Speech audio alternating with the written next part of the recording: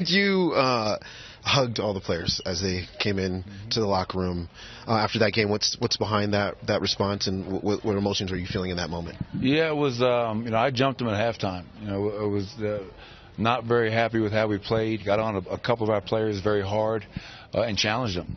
And I give Wes and the entire coaching staff credit. Give all the players credit. That third quarter was great. And you're up 6 late, and you think you're going to have a chance to win it.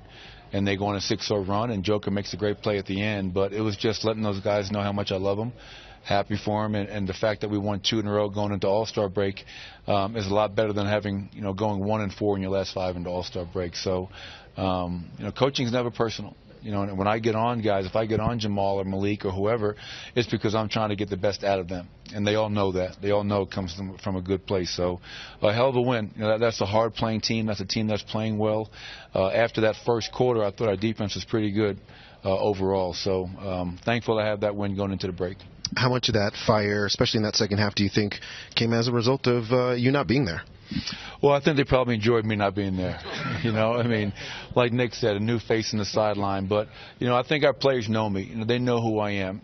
I'm a fighter. I'm a competitor. And I didn't like some of the calls that were not being called.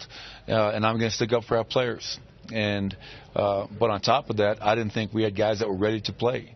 And I'm going to let them know when that's the case. Our job is to not make people happy. My job is to coach and to get the best out of our team. We've got 25 games to go. It is going to be a very difficult challenge to continue to play and play at a high level. And we need everybody to step up and be ready to play. We'll have a full roster coming out of the break. And I told our guys, I don't owe any of you anything. All right, what I owe is to win games. And that's what we all owe to each other. And it's going to be tough challenges about who we play, when we play that guy, but we'll figure that out. On a side note, I was so happy for Isaiah Thomas. I know there was so much build-up about his comeback, 11 months off. The guy's been through much on the court, off the court, and for him to get the reception he got from our fans tonight was great. So I thank our fans for that.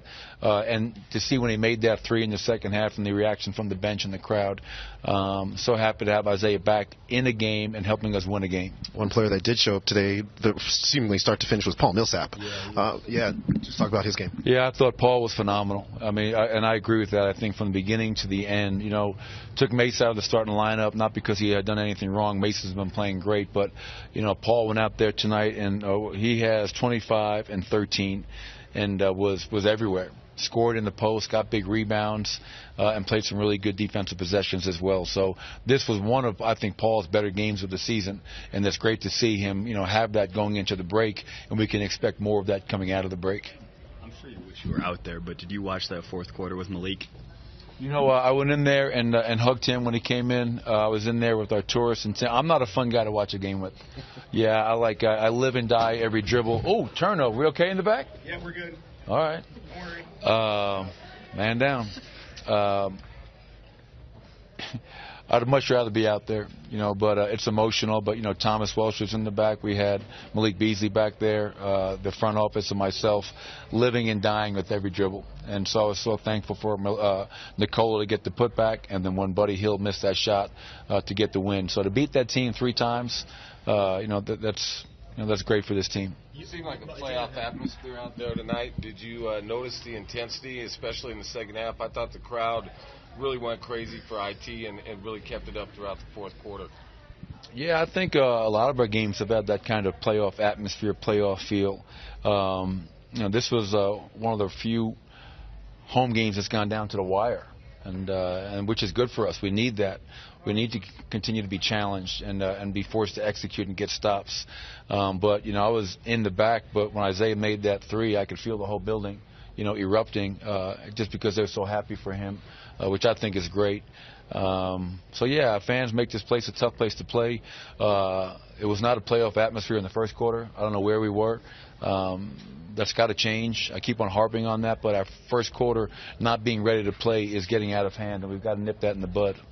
Before the game, you were really trying to preach patience with IT. Were you surprised at all that he was able to kind of get in a rhythm there in the third quarter and look comfortable? Not really. He's and obviously we've been very careful with IT not to rush him back, and we wanted to allow him to play when he was ready. And he's been playing. He's been playing 2-on-2, 3-on-3, 4-on-4, and 5-on-5. So once he felt he was ready, I knew he'd go out there and be able to impact the game. First half, the pass to Mason Plumlee, he finds Torrey Craig wide open. We wound up missing the layup. He hits that three. Had a couple of other really nice plays in that second half. So, and we'll play small at times with him, but I thought he did a pretty good job of fighting a bigger player on the defensive end. More surprising, a Jokic dunk or a Monte Morris dunk?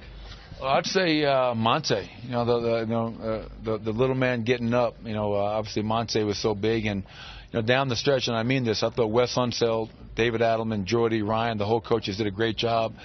They tie it up. We take our time. We run a play. Monte makes a on-point pass to Nikola.